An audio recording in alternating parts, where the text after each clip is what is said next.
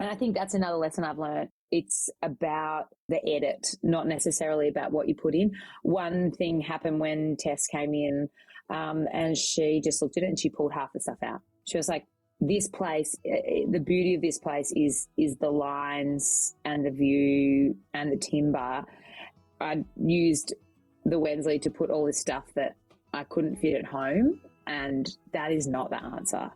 It's what you don't include that makes it what it is. Welcome to Imprint, a podcast about creating a home and life you love. I'm Natalie Walton, an interior designer, stylist, and best-selling author focused on an holistic approach to homes. Each week, I'm sharing insights and interviews about the creative process to help you enhance both your interiors and well-being, as well as provide you with the tools and resources to make considered and sustainable choices with all that you create. Hello everyone, welcome to Imprint. I'm very excited to share today's conversation with you. It is with Frances Derham, who you might know of through her property, the Wensley. It is an incredibly beautiful home that is on the Surf Coast, or the Surf Coast hinterland, in an area called Wensleydale. And it is a beautiful property that actually features in my third book, Style.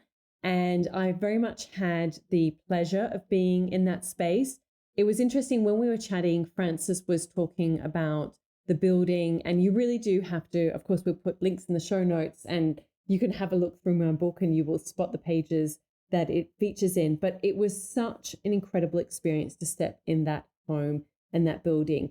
It's one thing to, see an image online and think, wow, that looks beautiful, but it was so much even better in real life. So highly encourage you to go and check that out. We talk about her journey to creating that project, and also some of the lessons that she's learned on her own creative career, because she's had quite a prolific career working as a producer for TV shows and her own range of documentaries and projects. So all the links will be in the show notes, but I hope that you enjoy my conversation today with Frances Derham. Hi, Frances. I'm so excited to have you join the podcast and talk all about your project, the Wensley, because it is such a beautiful one. And I'm really interested to hear and share more about that journey with the listeners. But I always like to kind of go back a little further and just learn a little bit more about you. And I'm always curious, how did you end up in this situation where you're doing this kind of massive renovation, this beautiful project, and all the skills that kind of come into that? So maybe you can just share a little bit about you in terms of your backstory, where you grew up, were you creative as a kid? What were your interests when you were kind of in those later years of high school in terms of thinking about your career and next steps, what you're going to go on to study or not? Can you fill us in a little bit on your story? Oh, thanks, Natalie. Thanks so much for having me. Yeah, I can fill you in. I don't know where to start. So I grew up in Melbourne, in Victoria, in the inner city. And there's lots of different influences that feed into anyone's personal journey. But I think what's really interesting is, my name. I was named after my great-grandma, and coming from quite a conservative family in the way that, my parents worked really hard and they saved their money. They weren't particularly artistic at all.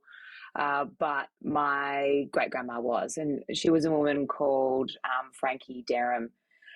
She was Frances as well, and she was sort of a leading expert in children's art. And, people talk about what's in a name and small things that can influence the way people treat you and what people tip you into, essentially. So just being named after my great-grandma, I was always push towards art. And it was almost, I mean, maybe it's genetic, but it's also a little bit by accident. Sort of honouring my namesake, I was always sent to art classes, or at least this is my perspective as well. I mean, you're a small child, you're always looking around you, and you look back on your journey and you have key things that stand out to you. And, you know, I remember going to art class when I was 6 or 7, and just that then continued through my life. And her, Frankie's interest was really children's art. And then, of course, that sort of snowballed through junior school and senior school. And then I picked up my other interests as well, which, you know, go hand in hand with art, which is sort of drama. And I wasn't very good at concentrating at school, and it's only really in this adult life that, and with all the diagnoses of ADHD and people really looking into mental health, that you look back and you're like, oh, maybe I had a few issues with that, or maybe I was just had a few authority issues. I'm not sure. Like, and I wasn't very good at concentrating or paying attention. So I spent most of my time in the art room, or helping in drama, producing or acting, and that kind of stuff. And then I became really interested in psychology. And I think, as you would know yourself, you always find these beacons of hope in the way of either teachers or mentors or people who strike a chord with you personally, or it can be simple as something that they wear, or just a sentence that they say to you at the right time, the right moment, and then, you know, that just opens up a door that you can walk through. I just had this amazing psychology teacher, Mrs. Moore, and this sounds really horrible, but she's just dripping in gold, and I just thought, I just love your jewelry. Like, she just had the most incredible layered jewelry, and I was like, I like you. You've got style, you care about yourself, you care about what, you know, the image that you put out there, and I can listen to you in class. Whereas I had this maths teacher that had, you know, sweat marks under his white shirt, and I just sort of looked at him and I said, no, I can't listen to you. And it sounds so judgmental, but I don't know, there's little things in people's personalities that trigger you, and I don't know where those things come from. Like, I don't think it's certainly learned at all, because my parents weren't like that, but my other grandma on my other side was like that. I think she would look at someone and go, you can't look after yourself, how are you meant to look after me? I'm not going to learn anything from you. So Mrs. Moore, who was my psychology teacher, I learned a lot from her. And then I basically honed in on art, psychology and drama, and took that all the way through year 12. And then I guess when you're young, it's really hard to decide what you're going to do. And society, and definitely my family, put so much pressure on me in terms of year 12, like, seems such a pinnacle. And I don't know if it's becoming a little bit more understood that people go on journeys and they find their place through many means. But for me, university education was really like it. My parents' goal was just to get me through school, a good score, and then a good university education. So quite conservative in that way. And then also, you know, yeah. So I finished year 12, and I thought to myself, what are the 3 things that I like? Art, psychology, and drama. How can I combine these to all the things? So of course, I went and tried out for NIDA and VCA and the acting schools, but I didn't really quite understand that there was a whole lot of stuff that you could do besides that around production. All my schoolmates, a lot of them, you know, are lawyers or in PR or marketing or are doctors and achieving incredible things. But I didn't really, as a young woman, didn't get exposure to many other industries in terms of female role models. Like, there was always construction and development and those career paths, but I was never tipped into that as a blonde. as just a young person. But I guess you end up finding your way there. So I studied. I applied to do creative arts at Melbourne Uni, which was at the time like a really cool course. It incorporated a lot of fine art and literature and everything like that. But the TER score to get into that was so high, I couldn't. I didn't achieve that, but I did get a good enough score to get me into arts degree.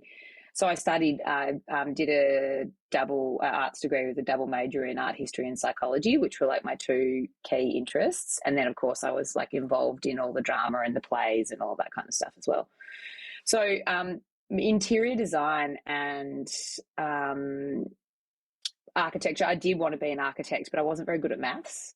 And that was sort of the one thing that I wanted to do because I really liked houses and I don't know, I guess I grew up around beautiful places in the way that, I was always at an art gallery and my parents dragged me around Europe looking at art for, when I was 13, which is quite a formative age, and being exposed to art at a, like a Renaissance level in that really developmental, like key developmental stage, I think I must have had a massive influence on me.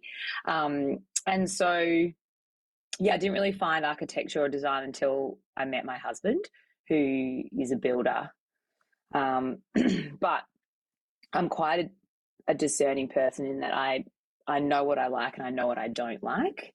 I'm very honest to a fault. It is like my, it's my key fault and my key and it's my negative and my positive.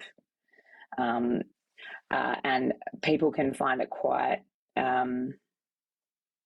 abrasive, and other people kind of find it quite refreshing. But I do have to watch my tongue as my opinions are really strong, and I've had to learn to have appreciation of, everyone has their own journey and their own style, and to respect that.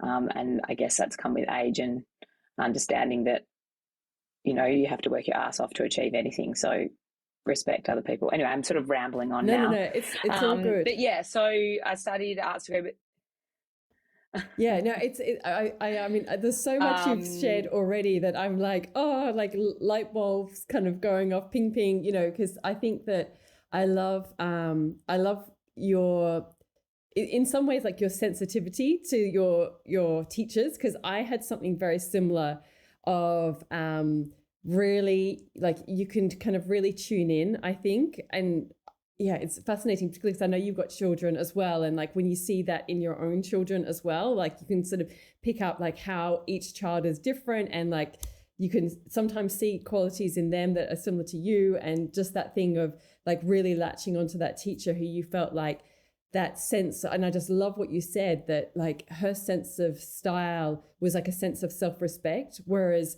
say with your maths teacher, it was like he didn't care, he'd almost felt like disempowered in some ways or whatever. And I can really appreciate that. Like, I just think I really noticed that as well with people. And it's just, I mean, for me, a journalist background, like it's really observational. Like I'm just fascinated by people, and how, like, how they choose to present themselves to the world, how they choose to show up. And I think, yeah, that's really, really interesting. And yeah, also really interesting that I can really resonate, and I'm sure other people can too, with that time. I think that, with parents sort of putting all that pressure on us to kind of say, okay, like you've got to sort of go to university and get that degree, and, and not having those representations of like different opportunities or job prospects or whatever, and sort of thinking like, well, what on earth do I do? Like I'm interested in these things, but how do they manifest? So yeah, I just wanted to flag that, because I think that was so good that you shared that, because I think so many people can relate. So sorry for interrupting, but yeah, so you went and you studied, you did your Bachelor of Arts, and then where did that take you? Yep. So I wanted to just do a gap year, but I went over and did. I'm a really keen skier and very amateur surfer, So I went and did a season over in Whistler where I met my now husband when I was about 21, and I'd failed statistics. Like it was just the one thing that you have to get for your psychology degree. So I went over, did a season, and my dad said to me, "Hey, listen, like I know you still have to do statistics, but I think you should think about what you want to do next." And doing such a broad and general degree, it just did not prepare me for the workplace or for any kind of job at all. And I just thought, what am I going to do? And RMIT at that time is like, and still is like the place to prep you for the work. It introduces you to the network of people in the industry that you want to get into, and is such a influential, tech college in Melbourne. So I applied to study a bachelor in creative advertising at RMIT, and I was fortunate enough that my parents were able to support me through 2 degrees. And I worked my ass off, as in like I've always had a job since I was 16. And I think this is a really interesting point as well in what shapes people and the different influences, which I'll come back to that, because the part-time jobs that I've had have been so influential in my life. I'm a very loyal person, and when I start working for someone or I start doing something, I generally stick at it, except, intermittently through my life. So, but I applied to do creative advertising at RMIT, and I got a call from my dad when I was away. He's like, "I've just received a letter. Now you've been accepted into the course." I'm like, "Great. Okay, Dad. So I think I'm going to defer and go away for a gap year." And he said, "No, you won't be doing that. You'll be coming home and doing this degree." Because at that point I hadn't finished my statistics. So I actually hadn't got my arts degree under my belt. And he's like, "You need to come home. You need to finish it." And I was like, "Okay." And like he just, I don't know what it is about firstborns and their fathers. And I have another girlfriend who's the same. They just seem to wield some kind of strong influence over you, unless you like literally run away from home. And I know a few people have done that too. So I went home and finished my statistics degree, and I said, "Oh, I better finish my stats before I go and study at RMIT." He said, "No, no." And it was when HEX was changing to PELS, so there was a big crossover. So I ended up studying at RMIT and Melbourne Uni at the same time. So I was doing 2 subjects at Melbourne Uni and a full course at RMIT. And the first 6 months of that course was the first time I hadn't had a job or a part-time job since I was 16. Dad said, "Listen, like just finish this 6 months and then you can go back to work. I'll help you through this 6 months period of time with a bit of pocket money," and just enabled me to actually study. And it's the best results I've ever got when I actually sat down and just studied for 6 months, which I thought was really interesting. But I did that and then finished that and then got a job as a copywriter with a friend as an art director. So we marketed ourselves as a copywriter art director team. And I left uni sort of after 6 years of full-time study to get my first job as a 24-year-old in a advertising agency on St Kilda Road in Melbourne. And, my best friend, who's still I'm very close to at the time, Ed, we were so green. And, I was the only girl in the creative in the creative department amongst all these, 30-something men trying to give you guidance and teach you stuff and adjust to the workplace. And a really big issue for me, which I didn't really realize at the time, was I'd gone from working at a shop front, studying at uni, being outside, taking public transport, like a very active lifestyle. And I went straight to an office where I felt like I had to be there from anywhere between like 8 a.m. and 10 p.m. at night. So you go from just like quite an engaging, fulfilling, university experience to like an oppressive, male-dominated, blokey industry. And because everyone learns in a different way, and I'm someone that learns by mimicking, like I need a model, I need someone to attach myself to and learn from. And I just didn't have any female role models in the creative department, which sort of slowly led to my demise. Basically, I spiraled. I think I was depressed. I was inside all the time on my computer, and I'm someone that is creative in a way of movement. So, I'm walking, I come up with ideas. I'm driving, I come up with ideas. And I'm engaging with other people. And then for the first time, I'm sitting at a desk trying to bash out ideas, with my creative partner. And I found it quite, it was just super difficult. So I only lasted 10 months, and then I left and decided that copywriting wasn't for me. And my partner, Ed, kept working there.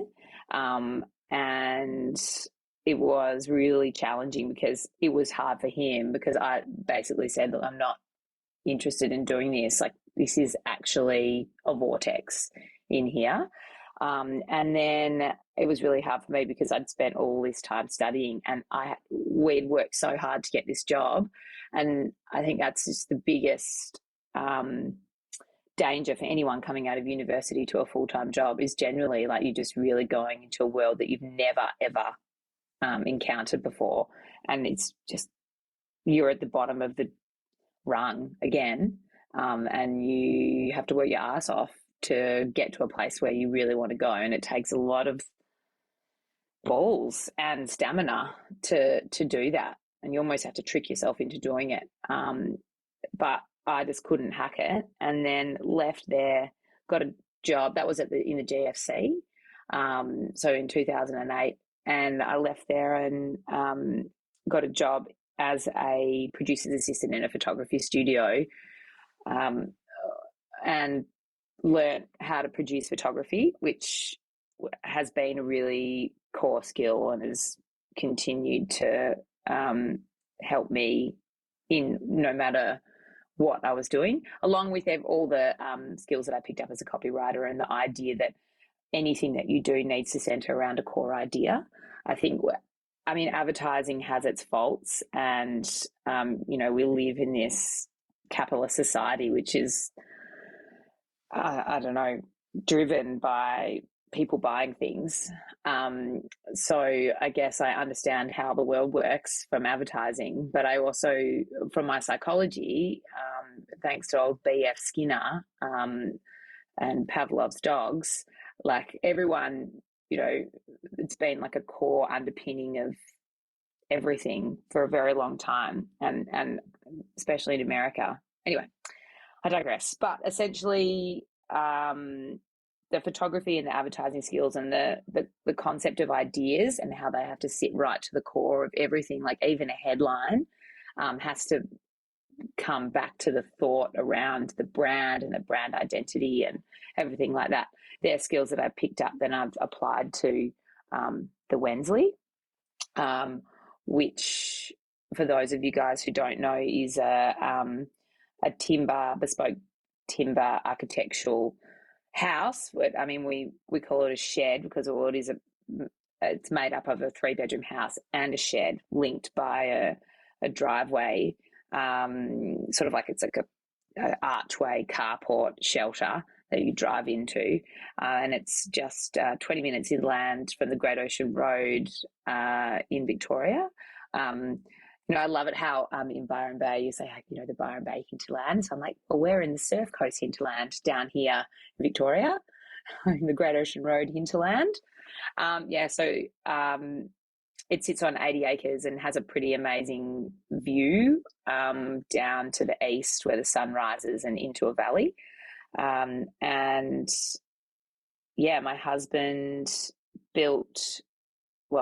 and I built that when I was pregnant with my first child, who is a little boy, coincidentally, called Woody.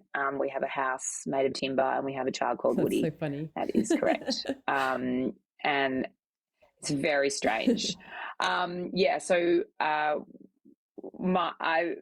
It's funny, like my husband, Mike, he studied construction at RMIT and has, worked in a number of different companies as well. But it's sort of through our partnership that I've found interior design and sort of the creation of spaces, understanding that I'd actually been interested in that for my whole entire life without really knowing, Yeah, and everything that, yeah, it's interesting because I think that that can be the experience for so many people, that you sort of, it's only when you look back in hindsight that you can kind of see these threads that have come together to make you who you are, and it sort of makes it sense where you ended up, because I know that that's certainly been my experience.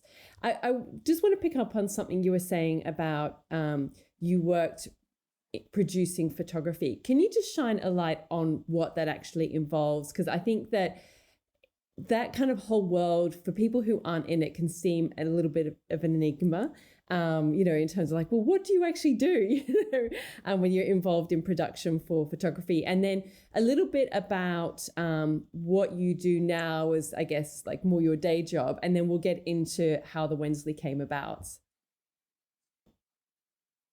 Sure. It's varied so much now, but when I got my first job, I actually worked for a classic photography studio, in which it was like a warehouse in Cremorne, and they had a stable of photographers, almost like a film production company. But they have a stable of photographers that operate out of like a base, so an actual studio with offices. So I think there were like 6 or 7 photographers, and we had a range of clients, everyone from, places like Tontine and where they make pillows, to high-end advertising clients. It could be Schweppes or so many different things. And you can do fashion, or you could be shooting carpet, or you can be shooting homewares. And each photographer had a specific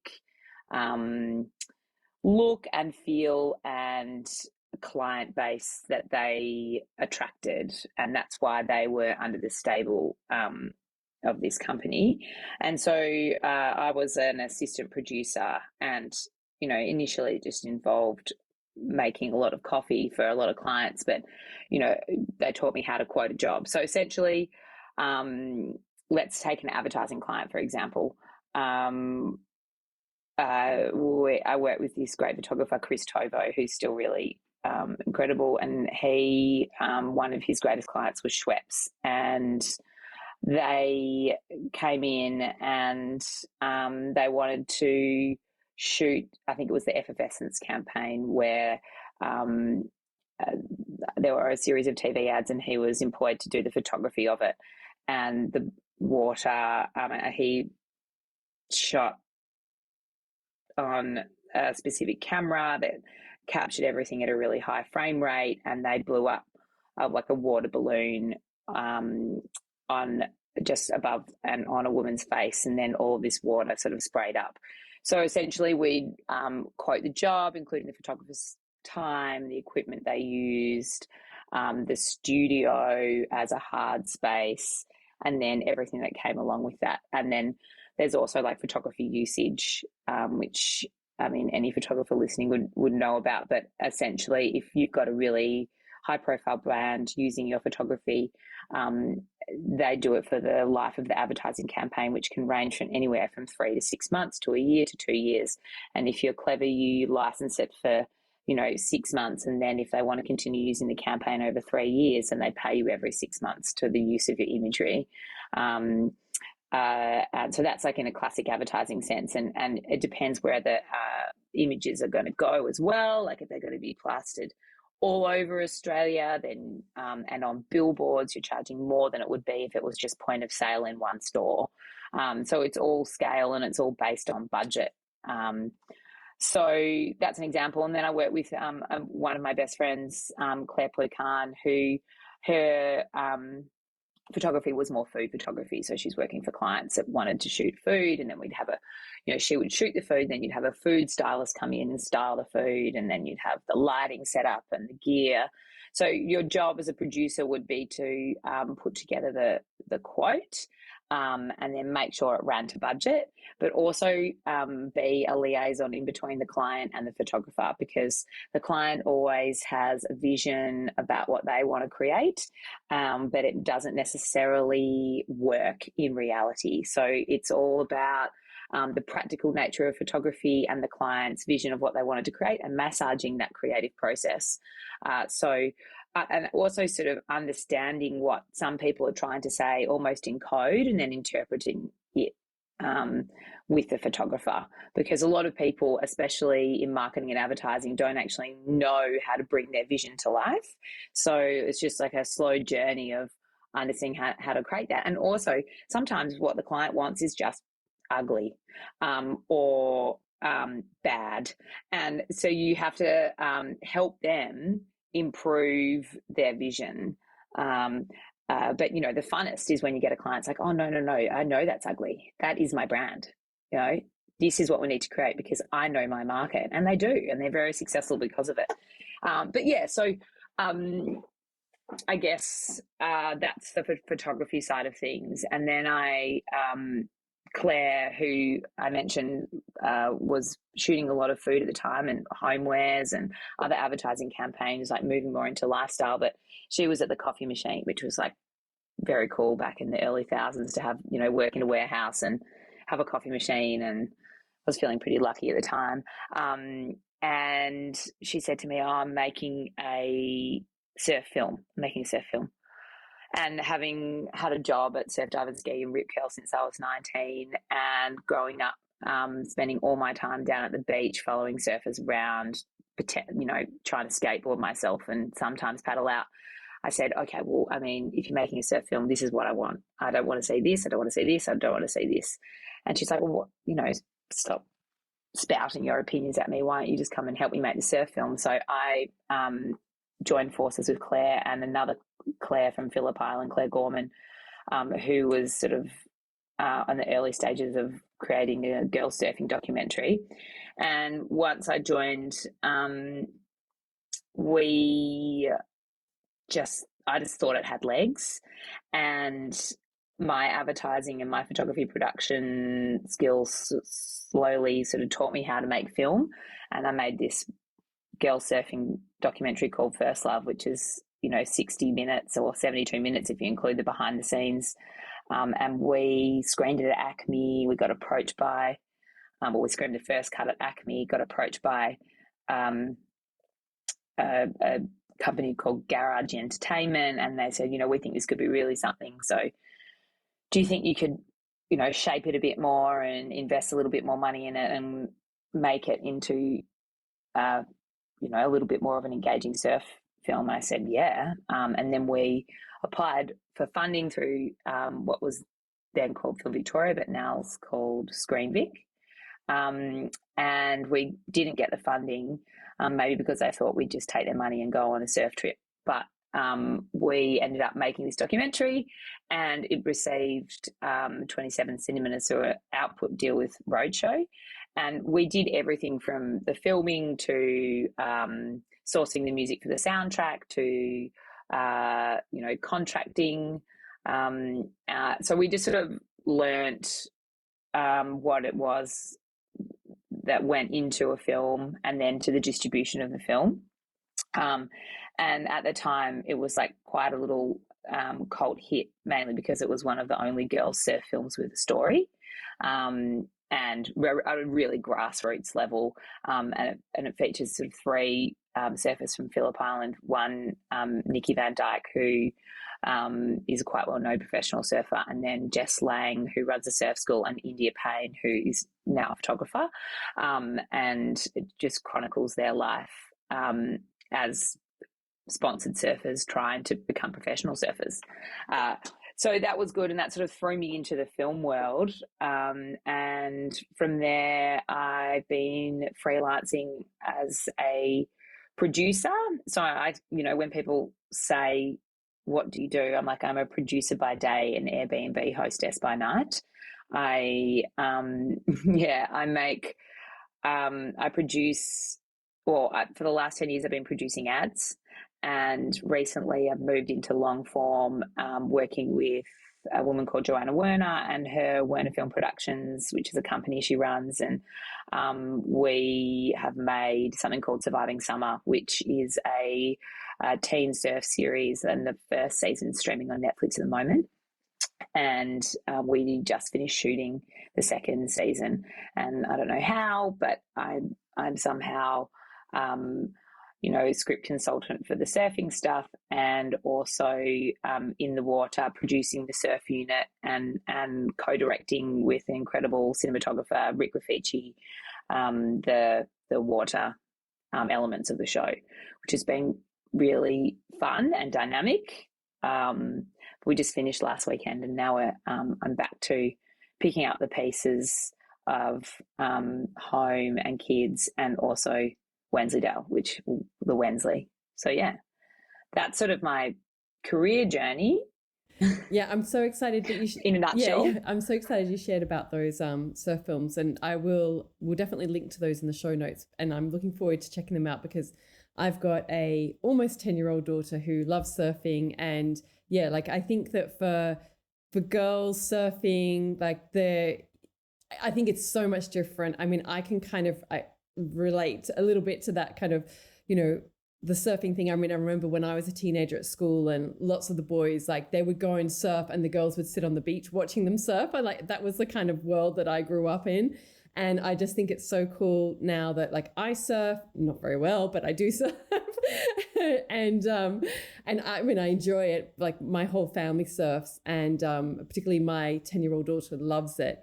And I just think to have those kind of like role models, and even here in Byron, like, you go out on any day and at least, if not more, of the people surfing are women than men, which I just think is so different to what it was when I was growing up. Like, to even think about going out and surfing, like, people would look strangely at you if you wanted to go out surfing as a young woman when I was younger. So I love the fact that, that kind of dynamic has changed, and that there are more and more role models out there, because surfing is a lot of fun, and there are so many great benefits to it.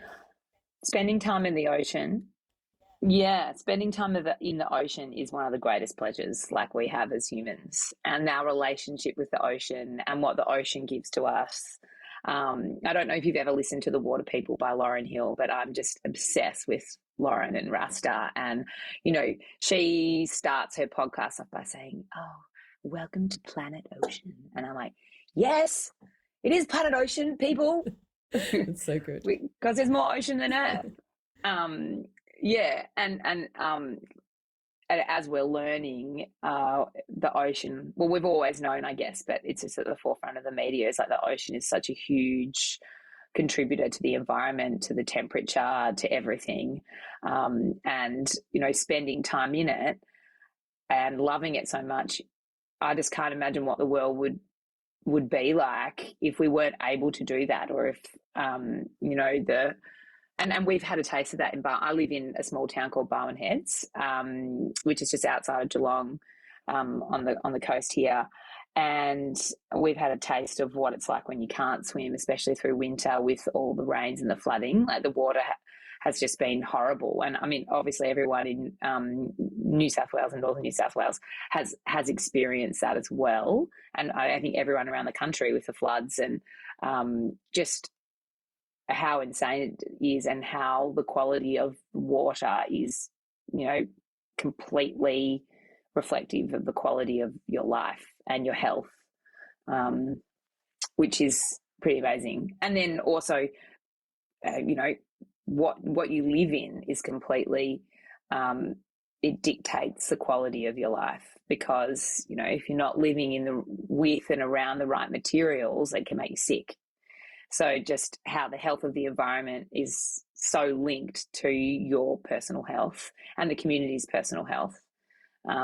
So yeah, I'm finding, I mean, all of that, I think we've all known forever, but it's just amazing when, you can write it out in a sentence, and it becomes the most important thing that our generations and our children will have to deal with Yeah, Yeah.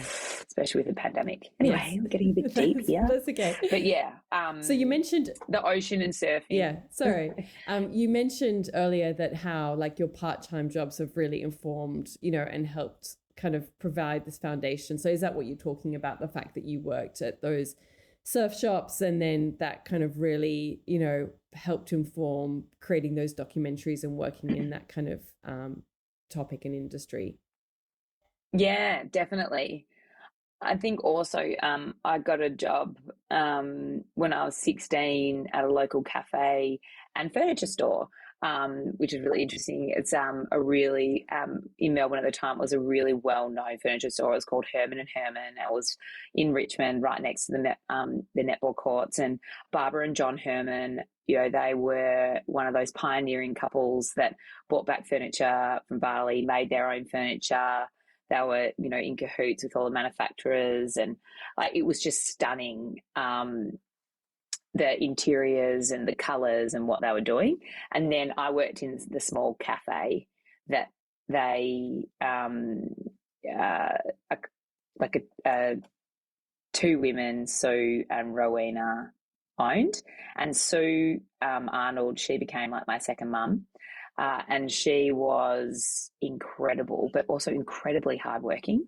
And I think, I've always seen my parents work really hard, but then working at a cafe, in a furniture store, being surrounded by beautiful things all the time, and then being taught how to work really hard by, one of my greatest role models of my life, and just introduced to all these different people. Like it was opposite the road to Channel 9. So it was on Swan Street in Richmond, and SEN was across the road. So Billy Brownless and all of these football players would come in and get their snacks, and then anyone that was on radio there, and then the writers and anyone else that was freelancing out of Channel 9 would come in, and then Jeffrey Hattie, who's a incredible antique dealer in Melbourne, would come in and sit at the end of the table with another antique dealer, Chris, and they would just wax lyrical for hours while we served them coffee and food on every Saturday morning. So, it's really strange where you can look back at one of your first informative jobs and you see everything that you like and love in your life just pop up. I've worked in a furniture store, I've worked in food, I've been exposed to some of the most creative antique dealers, in Melbourne, and then the writers at Channel 9, and then all the personalities that came in and around that. And then, so she just taught me to work my ass off. Like you could not be still, you could not do that, but you also had to take interest in all the customers and their stories, and also they were full of so much knowledge and where to go on the weekends and what to do and what were they doing and what were they wearing. Someone would walk in with Izzy Miyake and we'd be fawning over the pleats, and just personal style and what each person had, and people's taste was just really celebrated and loved and adored by Sue, who, she just was such a big influence. And then from there, I got a job at Surf, Dive and Ski, which at the time was owned by Rip Curl. And then I worked on Chapel Street, which, if anyone knows, Melbourne used to be, or maybe it will come back again, like a really, it's a retail hub. And I spent all my time at the Jam Factory going to movies. So Surf, Dive and Ski, and then Rip Curl, I teed up with a really incredible group of friends and surfers, and I spent a lot of time with them going down to Bells Beach at Easter and watching the pro and selling surf gear to all sorts of people around the world. So yeah, it was fun, and then that's what sort of tipped me into making the it's what basically made me confident enough and knowledgeable enough about surfing in a small way, although I've learned so much more since that time, to go and make the surf films.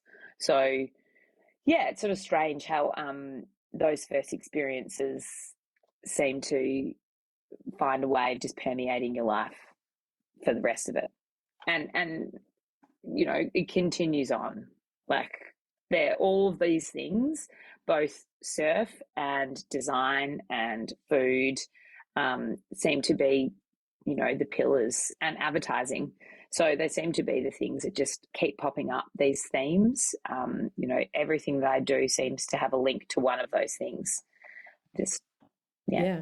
So now it's making so much more sense how the Wensley has just such a strong, design aesthetic, like branding aesthetic, all of the things. And it really, because it kind of, I remember when I first came across it, it's like you have this experience as somebody who's removed from it of like, wow, like this thing is just like popped out of nowhere and it's amazing and it's so well considered and it's like everything about it is so thoughtful. And so tell us then, I mean, you've kind of hinted at obviously with your husband, him being a builder, and you've hinted at like how it started, but can you kind of share like, well, what was the sort of tipping point to thinking, okay, let's do this project? And was it always going to be an Airbnb or was it going to be something else? No. I'll tell you sort of right from the beginning. So my husband is a kind of guy that just spends a lot of time. He's a dreamer, a big dreamer, and he works his ass off. He's the type of guy that likes to look for property late at night. When everyone's scrolling on Instagram, he's scrolling realestate.com. And probably about so in 2012, I was a maid of honor at my girlfriend's wedding, and he was so bored. I know I was prepping for the wedding, and he was like, what am I going to do? So he just drove around and he sort of found this property sort of 45 minutes from Barwon Heads and said, oh, I'll just pop down here and have a look. And, the next day we go to the wedding, he wakes up and he's like, oh, listen, I've just bought this place. I'm like, what? And at this stage, like, he hasn't proposed or anything like that. And not that that matters at all, but I was like, can't we just nail down a few important milestones in our life before you start going buy property without consulting me? Anyway, it turned out to be the best decision that he's ever made. Someone was subdividing off 80 acres of their land over in Wensleydale, which is just, as I said, 20 minutes to half an hour inland from Ayers Inlet and Anglesey on the Great Ocean Road. And we paid a really good price for it. And because he had a construction company at the time and we had a friend that was an architect, things just evolved. He was also doing a lot of demolition and fit outs in the CBD of Melbourne. So he was collecting timber, namely like Oregon and other hardwood from demos he was undertaking at work. And he put that aside, and then he sort of said eventually, like, whatever we do here, we should just use this timber. It's pretty incredible timber, and I've been really lucky to be able to keep it. So we should do something like, oh, okay, cool. Like, didn't really think much of it at the time. And then Nick Byrne, who's the architect that designed our house, the original intent for the house was to make it a shack with just recycled things. And so it's like, oh yeah, we'll keep it really low key. We'll just get this recycled timber and we'll go and get recycled doors and we'll, just get some old sinks and we'll just knock it together and it'll be somewhere where we can go. It's just like a holiday place. And then Mike just got carried away, as he does. And Nick came on board and designed this incredibly angular and light-filled architectural box, and then Mike just started building it. And because he managed it and it was through his construction company, it took a long time because we were so busy doing other things and other jobs had to take priority. So it sort of took 2 or maybe even more years to build. And also we were really slow at decision making. I was busy producing ads at the time and, we have to do this. And then I got pregnant and, I was busy working. So everything was quite a slow journey. And also because I am so particular and opinionated, like he would come back. It's like, okay, this is what we're going to do. I'm like, no, I don't like that.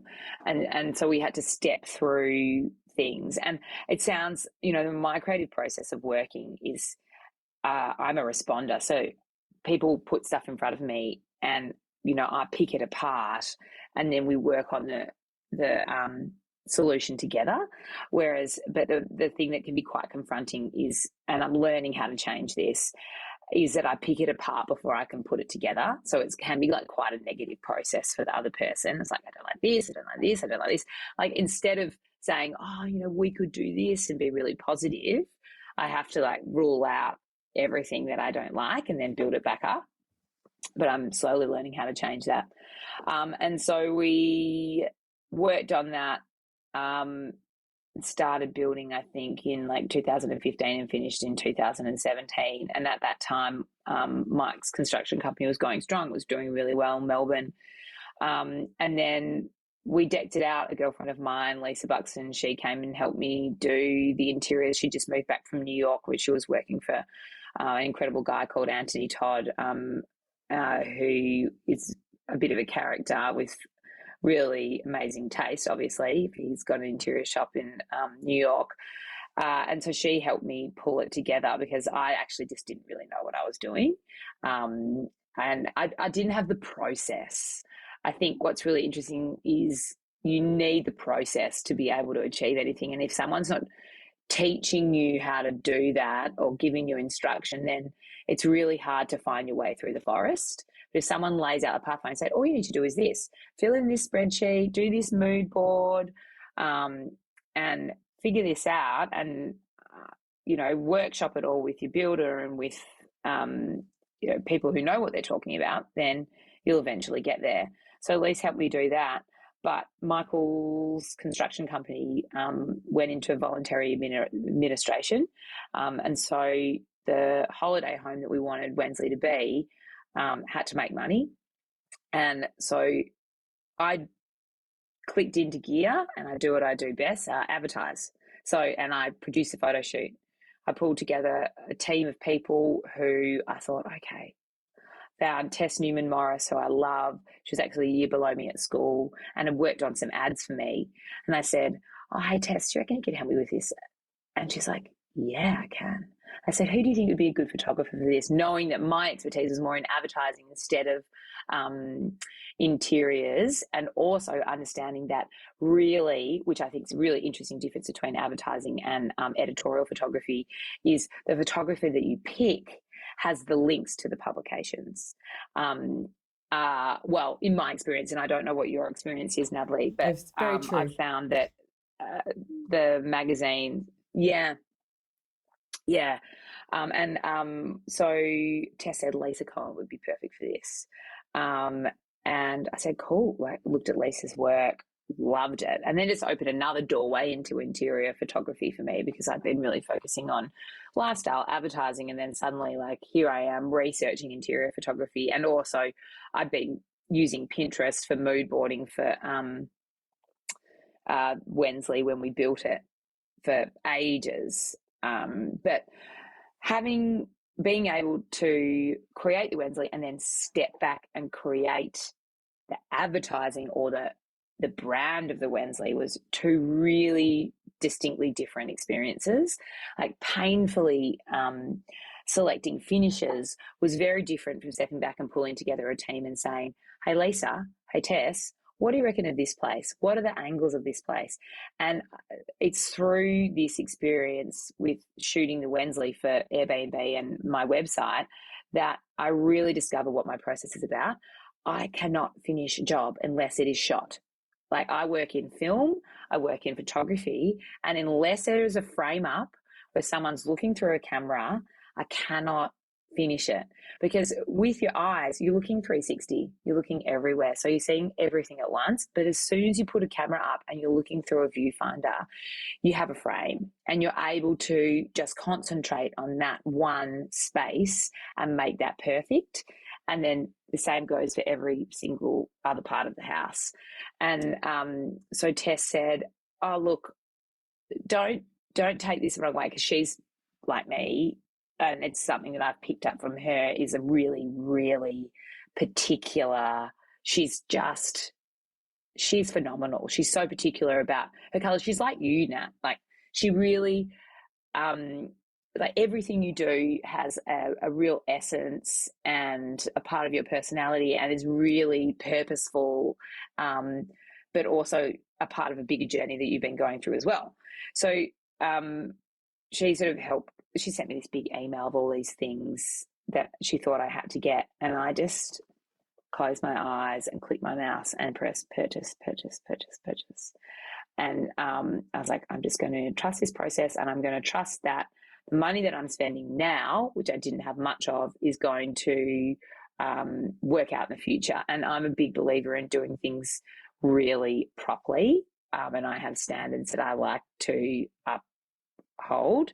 And I just applied that to everything I did in preparation for this photo shoot. And then Lisa came and she shot each, she set up the frames for the house. And the conversation that we had at the photo shoot was like, oh, okay, well, we definitely think you should present it like this. So it really felt like I was bringing in a team of people to help workshop the detail of how we would then go on to present the Wensley. And I just found that process so therapeutic, but it also gave me so much confidence in what Michael and I created, because I'm so critical and quite a cynical person. Michael and I had been sitting there in our own little bubble going, oh, like, this detail's wrong, this detail's wrong. You get caught up in what hasn't gone to plan. But when you have someone else come and look at the place and be positive and say, hey, listen, this is great, this is great, this is great, it gives you new life. So we shot that, and then Country Style did a feature on the place. And then from there, Lisa had the rights for the photography, and her agent got it into, Mexico AD, like, sort of went everywhere. And then that then generated PR from a stays perspective. And I was able to establish a website, have it on Airbnb. I had it on stays for a while, but I've forgotten my password and I can't go back in. I know, so simple. It's on Ripper Ride. And then just the different blogs and the Instagram and, being included in your book as well. It just all builds to what it is now. But what I found really interesting, and I mean, your experience with Instagram is quite similar, I think, is I found Instagram was like, it's an advertising space for me. For a lot of people, it's where they post what they do in their life and defines their identity. But for me, it was a billboard. And I had this set of photographs that I really loved, and I've just put them all on there. And then everyone else comes and shoots it, and then I put those on there, and then I just take little snippets of what we're doing. But I guess what people think I'm really good at PR, and people think I'm really good at promoting myself, but I'm actually not that good. I'm good at promoting something else that I believe in, that I have faith in, that is a really good product. And that's what I've just done with the Wensley, basically. And then people stay there, and it's a great location for photo shoots as well. So a lot of brands have shot there, and that's been a key driver in my in keeping it alive and me alive, my husband alive. Like, all this energy, all this energy and time and dedication that we put into this place has then fed us in return. So it's definitely been a project that's kept us alive on many fronts, which has been really good. I think for everyone. I think what you say about that process of really getting a professional team involved, getting professional photography, how that then opened the doors for publicity. I think that's a part of the equation that so many people who have Airbnbs overlook. It's like, or, obviously there's time and effort put into the design process and getting it up and running. But if you miss that point, of getting the right team involved, and if you kind of scrimp and scrape on that, I feel like it's such a missed opportunity because, like you say, like you've been using all this imagery, it's opened other doors that wouldn't have been possible perhaps otherwise if you hadn't invested in that team. And I'm really familiar with both Tess and Lisa and their work, and they do amazing, beautiful work. So I think that, yeah, anyone who has an Airbnb out there should definitely invest in that kind of photography, because I just think it will pay you back time and time again. What are some of, like, as an actual host, what are some of the big lessons that you've learned of running an Airbnb that might help others who are thinking about it, or they've got one, and like what do you think has provided value or got people coming back, or getting those good reviews, all of that? What were some of the things you could think of? It's obviously a number of different things, but firstly, the outlook of the Wensley is just pretty remarkable, and the materials that it's built with is they change the environment that you're in. So when you go to the Wensley, it's actually quite a different feeling than going to another Airbnb. So I think we were really, I shouldn't say lucky, but we worked really hard to create that for ourselves, because what I think that's probably the biggest thing is, like, would you want to be here? Would you want to be in this Airbnb? Is it good enough for you? If it's not good enough for you, it's not good enough for the other people. So I think that's a philosophy that I've gone with, and I find really frustrating when I go on holidays renting anywhere. I have everything that I would ever want for in that kitchen. I've got a rice cooker, I've got a wok, I've got a pizza stone, I've got a KitchenAid, I've got wooden spoons coming out, every artifice. I've got, cookie cutter things, rolling pins, like everything. I've got, 4 different types of coffee mugs. I want to be able to go there and have everything I need. So that's probably my biggest piece of advice. And, at the moment, I've never really been into candles. Like I'm not into throw pillows at all. So, like, my advice to other people is that they are crap. Stop using throw pillows. Anyway, I'm sorry if you love throw pillows, Natalie, but I just find if they end up on the floor. No, I'm completely the same. I'm completely with you on that. Even in my own home, I'm like, why have something on your bed that's just for decoration? I just don't get it. I'm with you on that one. Yeah, it's just more crap. And I think that's another lesson I've learned. It's about the edit, not necessarily about what you put in.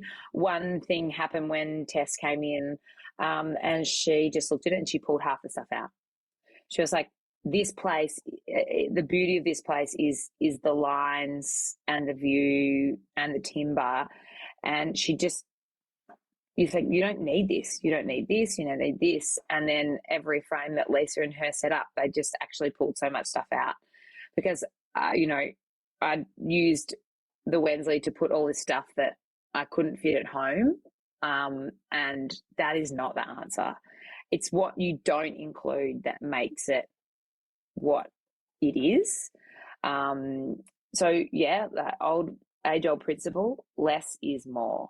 And that was something really important to think of. But also, like, I just think, don't sweat the small stuff, but I think you start off with an Airbnb and you throw all your energy into it. And I would be there before every guest checked in. I was like paranoid about how the beds were made. I just wanted every detail to be incredible. And then at some point I got busy doing something else and I just couldn't make it, and everything was okay. You set the rules, you work really hard to make sure that everything's a certain way, and then you have to trust that it's okay, and that some of the minor details, like if the bed is just not made exactly how you like it, the linen is still the best linen that you've selected, and the people who are sleeping in that will really enjoy it. So that's a positive, but you have to do everything you can to make it amazing initially, and it's all about your own personal taste. And if it's good enough for you, it's good enough for someone else. And then it's like, okay, let the baby grow up. Let it mature to be itself. You cannot helicopter parent it too much, because it just takes all your time up and you have no other time for other projects, which in the end is really what we all want to do, right? More stuff. Yeah. But yeah, more meaningful stuff, I should say. Can I just ask you on that, just Yeah. do you have like a style guide for your cleaners in terms of what it looks like, in terms of, how you like the beds to be made, that kind of thing? Because obviously I realize you probably do that the first time. I did. And then, if they get other people on board helping them, then, it doesn't necessarily get passed on the message and all of those kind of things. I'm just wondering, from a practical point of view, how do you kind of get that vision across to them? Manage it. Yeah. So I did start off with photos of how I wanted it to be done. And then, like you say, they onboard new staff, and it just gets lost in translation. So but also you've got to give your team that help manage it ownership over it as well. And Christy, who is my sort of head cleaner, she's like, Fran, like, you can't store this stuff here. You've got to put it here. I'm like, that's a great idea. I didn't even think of that. Like, so they bring other ideas and other things to the table. But there's a couple of things I'm really particular about, and it's like how the towels are presented, and also the coffee table. And then I just think the key is not having too much stuff for people to move around, basically, which people do all the time. With lots of photo shoots there, people just move stuff, and you have to go there and put it back. But yeah, I did start off with photos. I think I've let go of the beds a little bit. I'm like I love this brand called Actal. I don't know if you've heard of Actal or Hotelier range, but it's the sheets. It's the fitted sheets and the under sheets, and then I have like linen doona covers.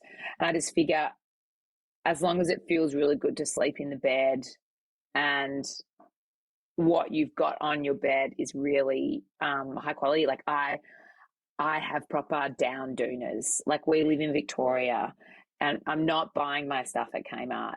Some of my plates are at Kmart because I know where you have to save, but like, sleeping is the greatest gift.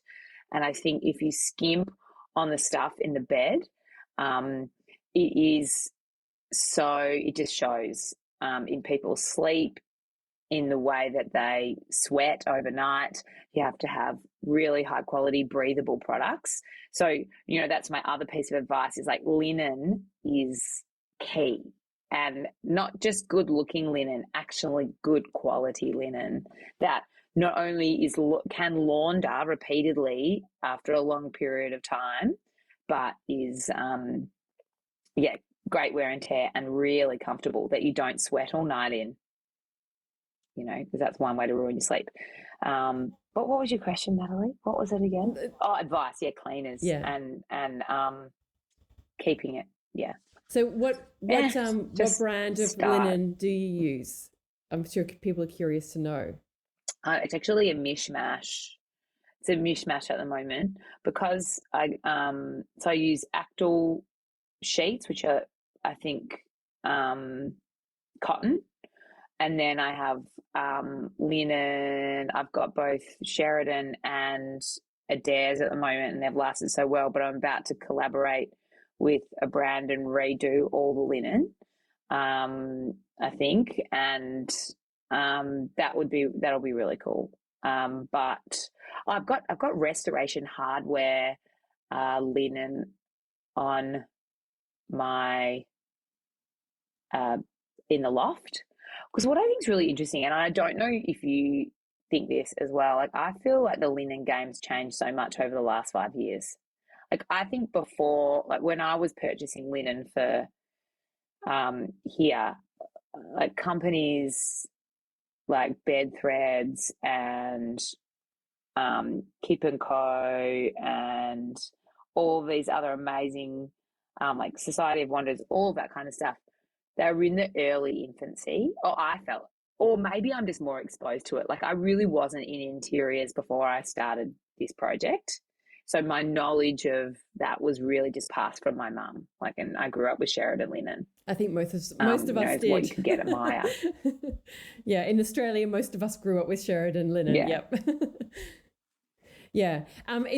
Yeah. And the market's just changed so much. I think it's a really interesting point as well that you say about doing collaboration, because again, I think people don't appreciate is that when you invest in quality photography, then brands are actually more likely to work with you because you've got like this elevated position with your own brand, and there's so much follow through, and those kind of collaborations can save you a huge amount of money if you're trying to refresh your spaces as well, and there's all sorts of benefits. But I think, and also I just want to pick up on what you said about like the types of things that you have in your kitchen, and that you've really stocked it well in terms of like KitchenAid and all of those kind of accessories and appliances. And I think a big part of your place is really tuning in to like, who are the types of guests that are coming to your spaces? And because yours is a more of a remote location, so it's almost like a type of entertainment in a way, isn't it? Because if you've got an Airbnb in the inner city, people are perhaps more likely to go out for dinner.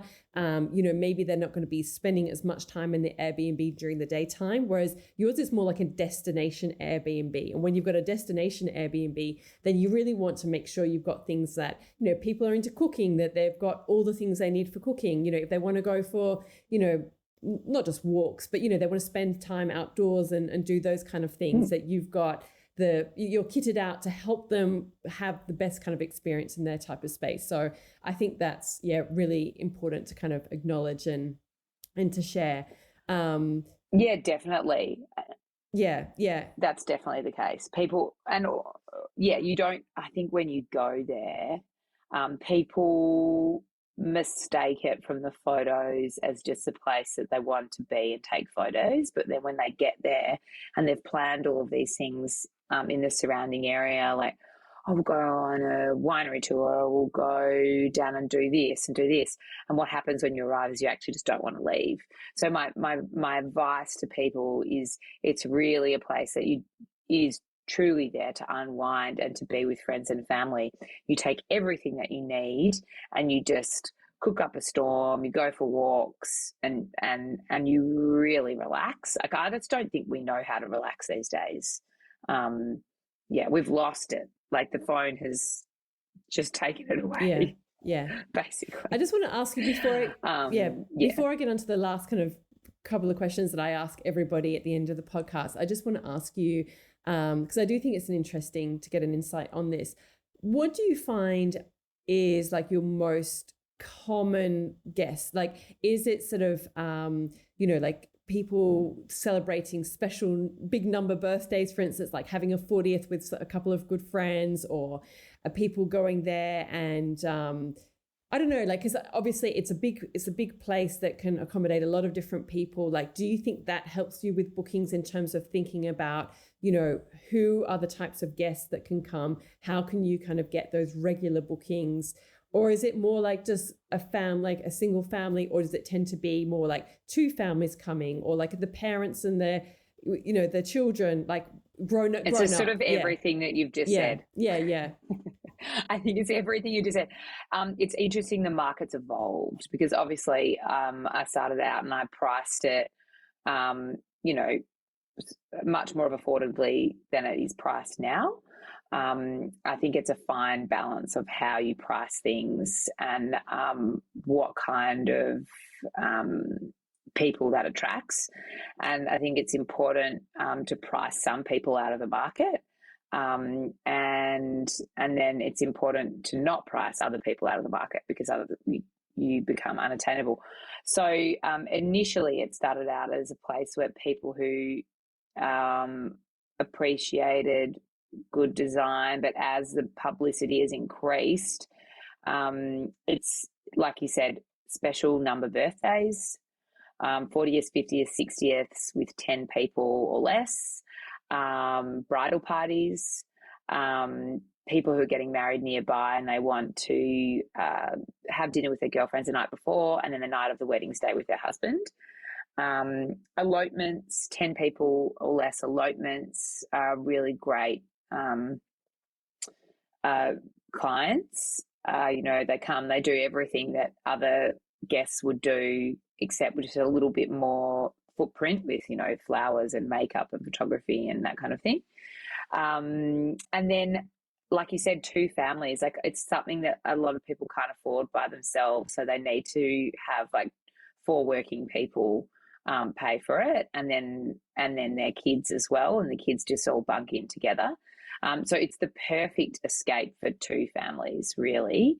And then 2 families of 5 with the kids sharing beds upstairs. And then,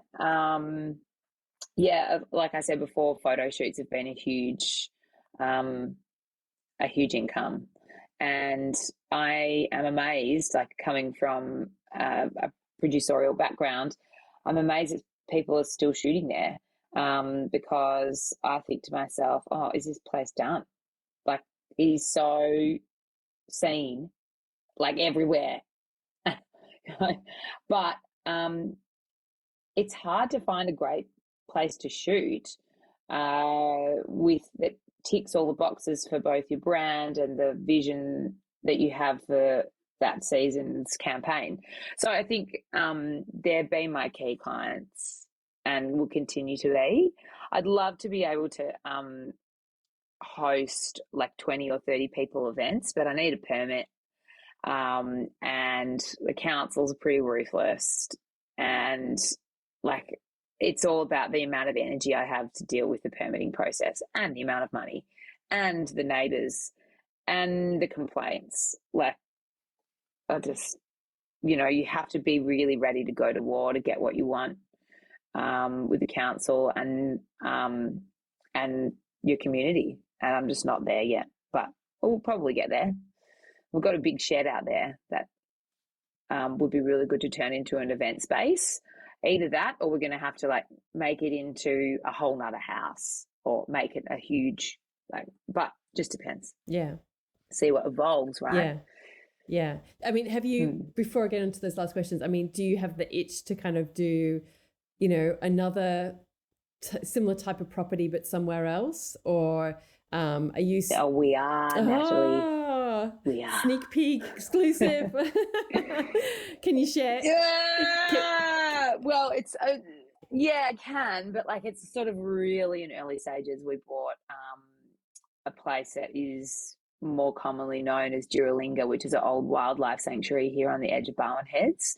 It's 5 acres, and the woman who sold it to us, she sold us the land. She didn't sell us the business, so she's taken all the animals, and it has been like she was an incredible member of the community, and also gave back a lot to underprivileged or sick people, disabled people, and the animals there were a form of therapy, and the work that was done there was a form of rehabilitation. So it will be a pretty hard act to follow, but the place was pretty run down, and we've spent the last year cleaning it up. We're about to start the process with council. We're looking at more. We want to return the land to its agricultural use. So we've cleared the land. Mike's been screening the soil, like the top 2 or 3 inches of soil, to remove the rubbish, like the amount of rubbish. There was just so much stuff. We had to remove asbestos buildings, and there's glass and nails, and just like, you really have to take care of the land. And so we've spent since July last year, clearing the property and prepping it so that we can do some biodynamic farming. We're going to have to run a business there. We've got quite a active community here at Barwon Heads, and it is quite daunting in the sense we have to go and have like a meeting with council and see what we're able to do as a business. Like I'm hoping some sort of small form accommodation, but quite boutique and very immersed in nature, with nature basically forming the core idea and philosophy around everything we do. I've just been so inspired by all the seaweed farms and everything that everyone's doing. And like, I said to Mike, we just need to do something that is actually good. And how do we actually do that? You're in construction and development and I'm in like advertising and film. Like, how do we do something? So, we will work our way through that. But the idea is to build the dream house, which is what Wensleydale was as well before it became the second property. Build the dream house and then a business to facilitate the property, in the sense that, like, just can't come out of our hip pocket. It needs to pay for itself. So whether that's accommodation or, I'm not sure. Well, hopefully at a minimum, some accommodation. Yeah, interesting. So we'll just see what. Are you going to document the process or you don't know? It's too early to say just yet.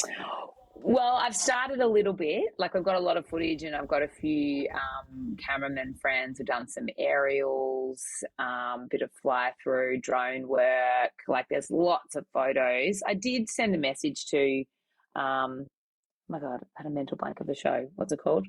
Grand Designs? No? Yes, I did send a message to Grand Designs. I'm like, how do I get into touch with the producers of Grand Designs? I'm just letting you know that we're doing this property. Yeah. Hello, people from Grand Designs, if you're watching. I'm not sure if you are listening to Nat's podcast. I'm not sure if you're interested in coming and talking to me, but yes, we'll see. So maybe, I'm definitely going to start an Instagram or a blog or something like that, just to journal the process. But sort of just a matter of time. Really. Yeah, very exciting. What springs to mind, and I don't know if this is completely unrelated, and I'm just brainstorming here with you, but are you familiar with the agrarian kitchen in Tasmania? I will look it up now. Sorry, everyone. No, I mean, it was I don't know if he was originally from Sydney, but he was a chef, a food writer. I can't think of his name. I used to read his columns in the Sydney Morning Herald all the time. And then he moved to Tasmania and he created this thing called the Agrarian Kitchen. And it's where you can do like a cooking school. And it's like it's got cookbooks and all these things. Anyway, just throwing that into the conversation for you. Anyway, we can talk about that. Thank you. Okay. Thank you very much. This is divine. So anyway. Yeah, I'm looking at the website now. So anyway, I get very excited about these things. So definitely I hope that you journal it and, like share it on Instagram or whatever. And very exciting. So we can chat later if you want. But I always get very, very excited about these things. So I'm very much a visionary. Like I can just see things in an instant, and that is my. Like, as soon as you started describing it, like, that's the first thing that came to my mind. I was like, oh, that could be, like, something like that. So, but, obviously. Yeah, that's pretty spot on. Your take on it. Anyway, I've kept up a lot of your time. I better get round to the last little round of questions that I always ask everyone, because I think these provide an interesting insight into, the interviewee guests. So the first one is, which 5 words best describe you? And after listening to you, I think I could almost say this, but I'm curious to hear what you're going to say about which 5 words. Maybe we can, you show me yours and I'll show you mine. Gosh. Okay. So I'm a pretty passionate person. I've got passion, energy. I can be fun. Sort of passion, energy, fun. 2 more words I need, Nat. Sorry, I didn't prepare for these questions. No. That's all good. I mean, what are your 2 other words? Well, I mean, I would say that you're very honest, which I think is really commendable. I always appreciate that in a person when like what you see is what you get and what they say is like what they feel. I feel like then you really know where someone stands, and I always value that in people when people are really honest. I don't love when people kind of play games a little bit with like you're not quite sure where you sit or whatever. So I know you said that some people can see that as like quite brutal, and sometimes I can be a bit like that with my my feedback to my husband on ideas. I'm like, no, we're not going to do that. And you know, I'm just can be very blunt. But I love how everyone's calling it feedback. Feedback, I love it. It's my favorite word. I'm just giving you some feedback, Mike. That's good. And yeah, I mean, hardworking. You're clearly, you've said several times that you you know, like that's something that you've been taught, and that's something that you do, and that's certainly something that resonates with me. I mean, I that's definitely part of my DNA, and yeah, so I can see that in you. So anyway, we'll add that to the mix. Dedicated. Yeah, dedicated. There you go. What's the... Thanks. That's okay. Couldn't think of anyone. Glad we could workshop that too. Okay, what's the best lesson you've learned? Thanks. Best life lesson? One of them. It's 99% survival. So I just think it's basically don't stop, never give up. If you fall, get back up and try the same thing again, and try and not be too embarrassed about it. I think that's the biggest thing. Yeah, basically just keep going. Yeah. Don't never say die. Yeah. I think it's interesting because I think what you were sharing about sort of working in the advertising industry, a very male-dominated industry, and you know, what could be quite brutal. And I think that you have to pick yourself up quickly in those kind of environments and just keep going and, you know, keep moving forward. And I had a sort of similar experience. It's hard though, because like I look, you know, which was very male dominated when I started. Oh, really? Yeah. Do tell. Oh, no, that's a whole other story. That's a whole other podcast. But yeah, you know, that kind of thing of, you just have to, it's not about you, it's about getting the work done. Yes. And that's actually another huge life lesson is like, in the end, I mean, and I still do, I take everything so personally. And I think as a passionate person, you naturally engage with any subject matter that you do on a very personal level.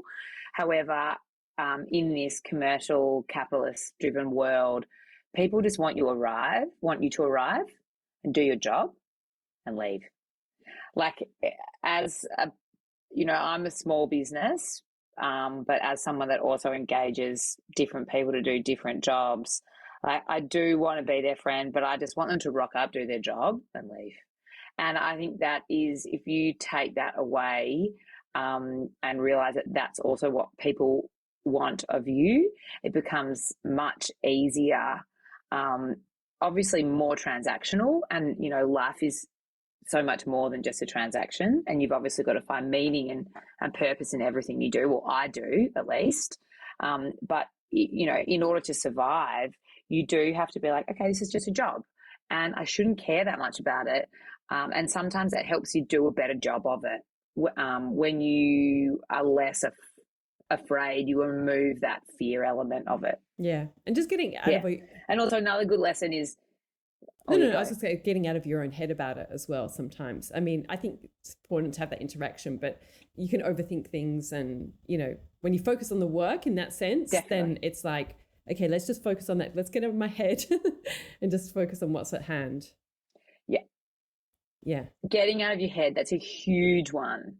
And especially for creatives, because everything's so personal and derived from, and, you know, some sort of personal insight.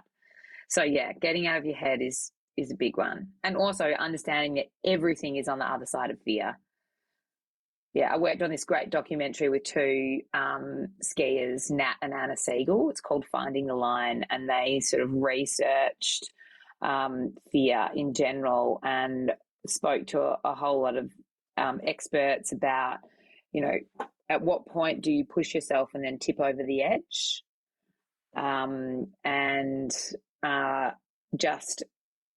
There's two sort of different versions. You can either be too scared to try, or you can push yourself too far that you injure yourself. in a way, and that's sort of a metaphor for anything. Injury can be, failure, I guess, and redefining the term failure. Basically, if it's failure is a good thing. Yeah, it's essential. Okay. It's kind of like that's how you learn, isn't it? So yeah. What's been your proudest achievement? My kids, basically. I think it has given me great perspective. I was someone that over analyzed, was quite anxious, was in my head way too much.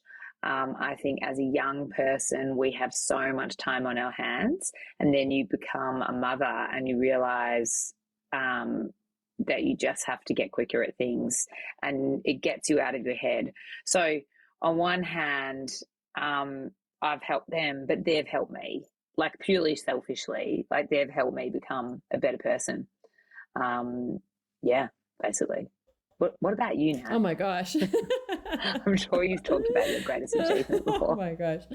I mean, yeah. I mean, as soon as you say that, like, I just, first of all, I feel a pang of guilt because that's probably not the first thing that comes to my mind, because I feel so like I could do so much better as a mother. I feel so. But then, like, we just had this event. Oh, yeah. I mean, you can always do better. Yeah.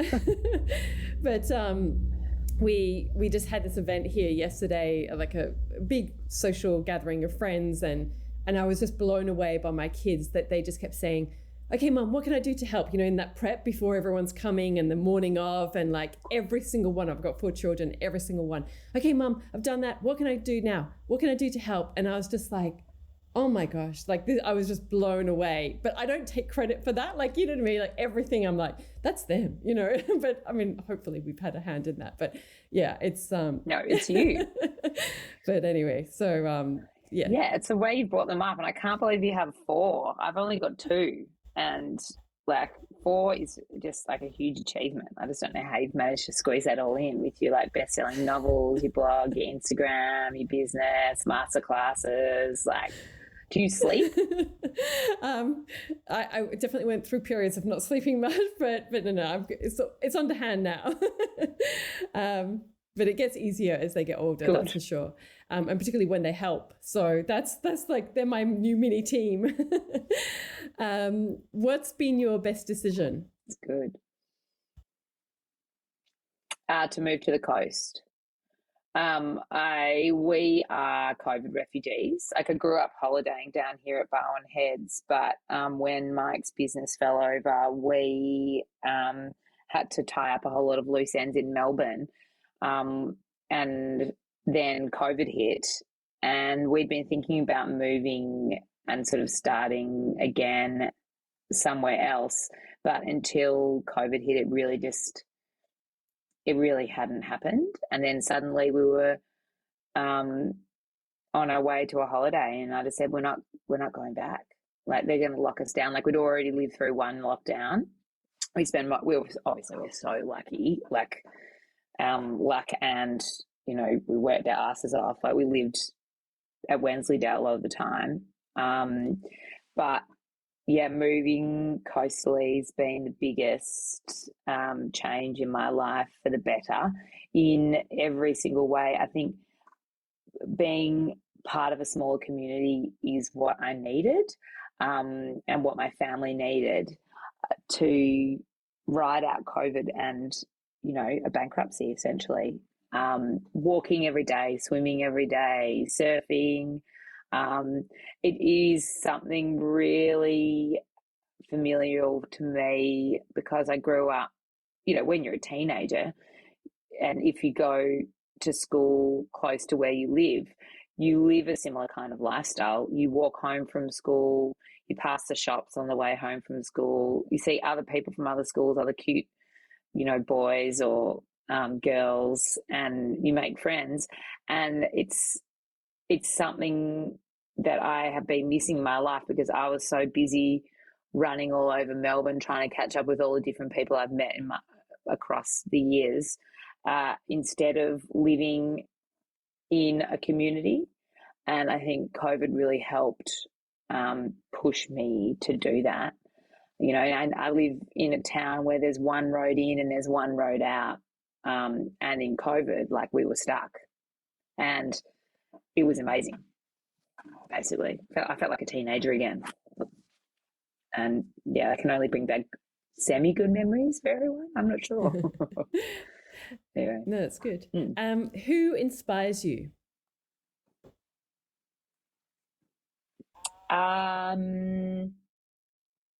Everyone. I to my detriment, I always look left and I always look right, and I think, I think I'm getting to a period of my life where I just need to look ahead. But so many people, I was really inspired by one of my teachers, Stan Johnson, he's a guy named Stan Lee, and he got me into blogging and Twitter in 2007 or 6 even, and I started my own blog and learned how to write properly and learned how to express myself and learn how to formulate an idea. So I found him really inspiring, and then I find the next mentor really inspiring, and I find my grandma really inspiring, and my mum annoys the crap out of me, but sometimes she's inspiring, and sometimes my dad's inspiring, and sometimes my husband's inspiring, and my girlfriends are all inspiring, and you're inspiring, and nature is inspiring too. Oh, great. Basically. But also writing, I think quotes, I find quotes inspiring. Yeah, great. What about everything? Yes, no, it's good. It's good to be alive to the world. What are you passionate about? I'm passionate about learning, I guess. I think always evolving and affecting change, no matter in what context or form. So, I think anything you do should have purpose and have a positive impact. So the films that I've made have had purpose. It inspires other women. Generally, it seems to be quite female focused, I think, because I found myself in such a male dominated industry. I think I want to give other women the confidence to go out and achieve what they want from whatever age that they want to do it, and to believe in themselves to do that. And then most of my things, anything I create or anything I do, tends to have that as a little ball of glowing ball of energy at the heart of it. That, and then now with what's happening with the environment, it's just about health and how we can cultivate our environment to be healthier. Yeah. Well, it sounds like maybe your next project can work towards all those things as well. So, which will be exciting. See, I come from an ideas background too, so everything for me is like, what's the core idea here? Magazines, all of the things. So yes, exactly, and that's why I love your emails. Oh, thank you. Like when you write your emails as well. And you say, your thought process about, and I was thinking about this, and, this is important and this is important. And yeah, it's everything. Well, thank you. It's like, it's always nice to hear that kind of feedback. What dream do you still... Oh, yeah, no, I read them. Oh, good. What dream do you still want to fulfill?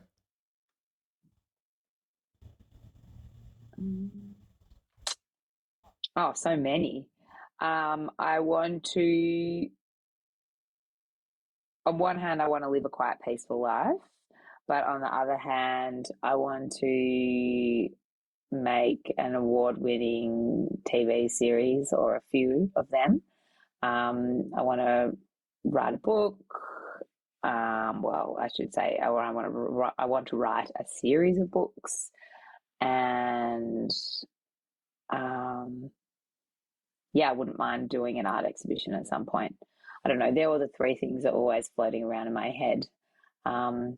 But yeah, and I want to help my husband achieve his dreams and help my kids achieve theirs. Great. That's a good list.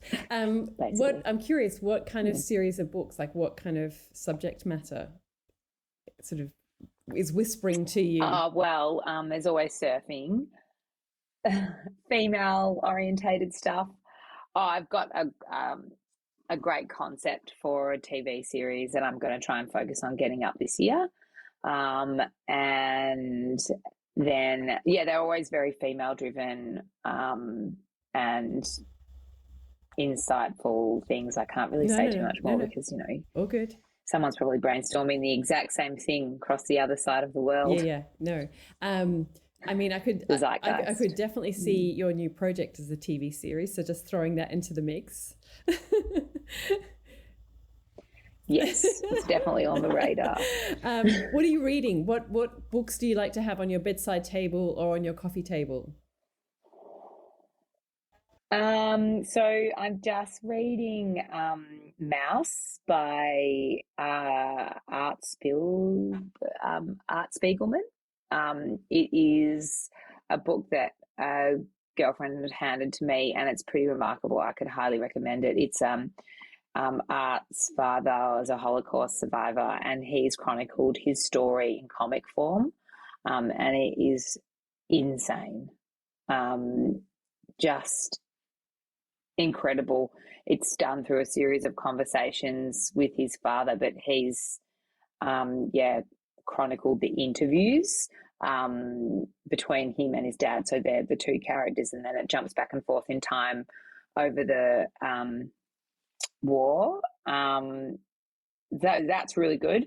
My reading list is a combination of what people give me and what people recommend.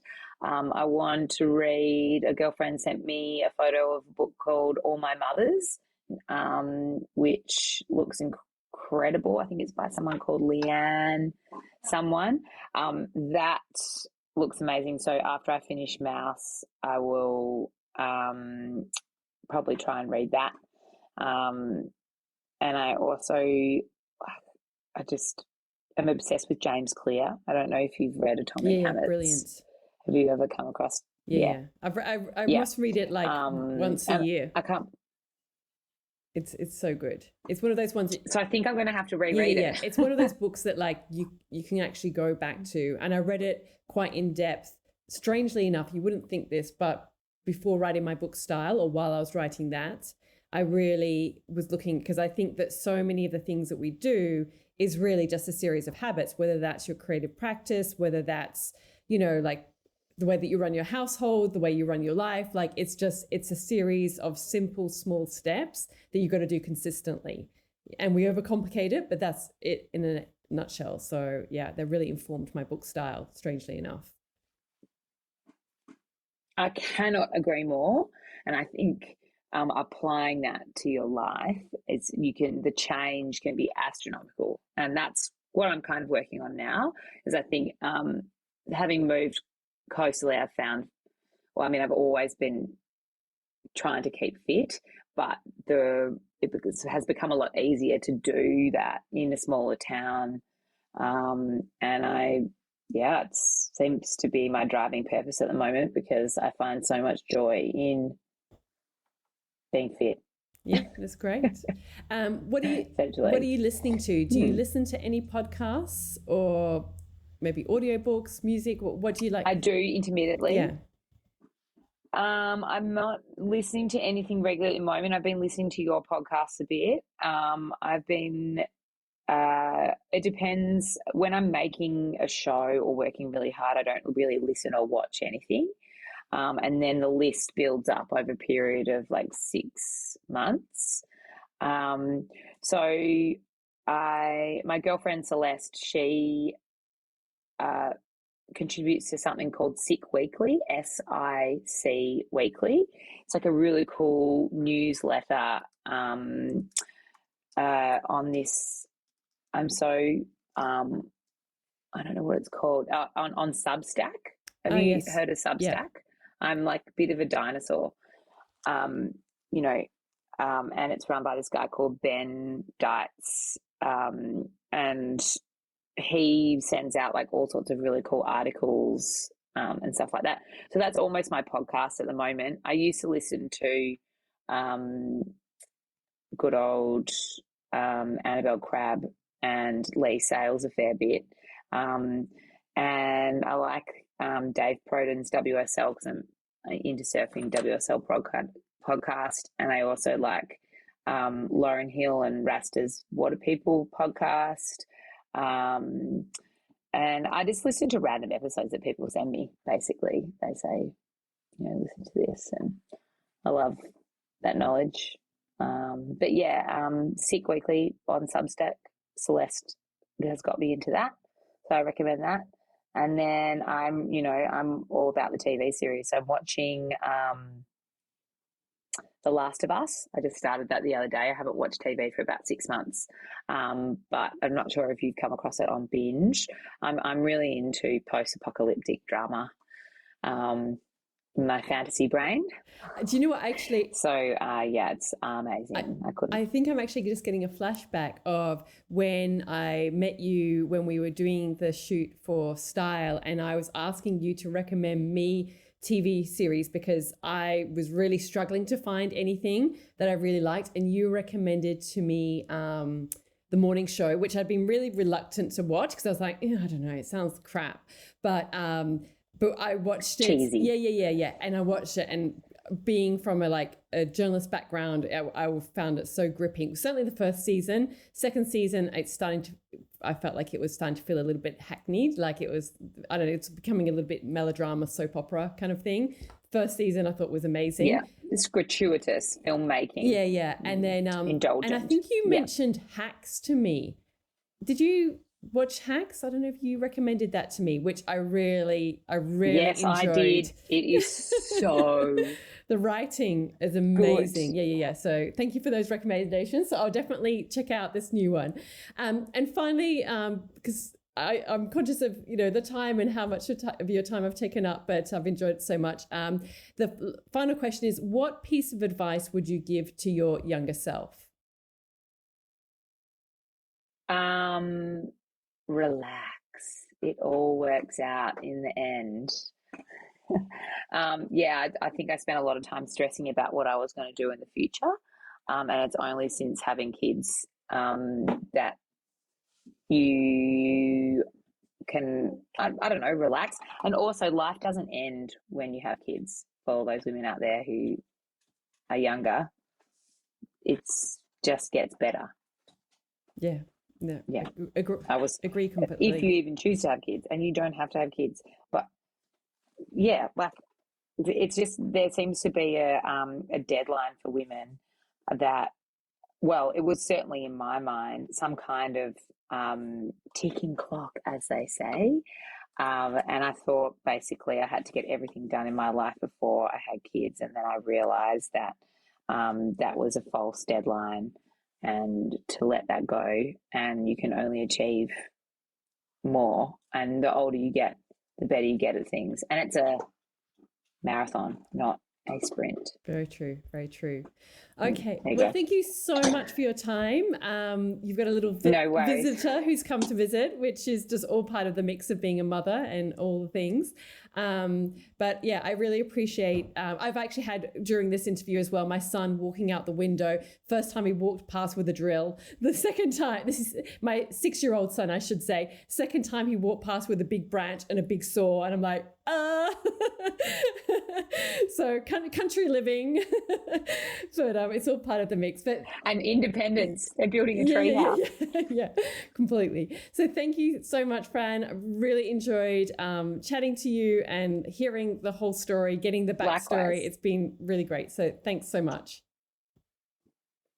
Thanks, Natalie. Thank you very much. It's been a great pleasure. You're a very talented, multifaceted lady. It's great to know you and be a part of your creative happenings. Thank you. So kind. Okay. All of the links and info for this episode are at nataliewalton.com/podcast. Don't forget to subscribe so that you can get a direct download of the latest episode. And I really appreciate when you take a minute to rate and review, as well as share the love with someone you know who might benefit from this episode, or on social media. If you'd like to access a range of free resources, come visit my website, nataliewalton.com. Thank you to Jaeger Media for producing this podcast. And I would also like to acknowledge the people of the Bundjalung Nation where it was recorded, and pay my respects to elders past, present, and emerging. I look forward to connecting again soon. I'm Natalie Walton, and you've been listening to Imprint.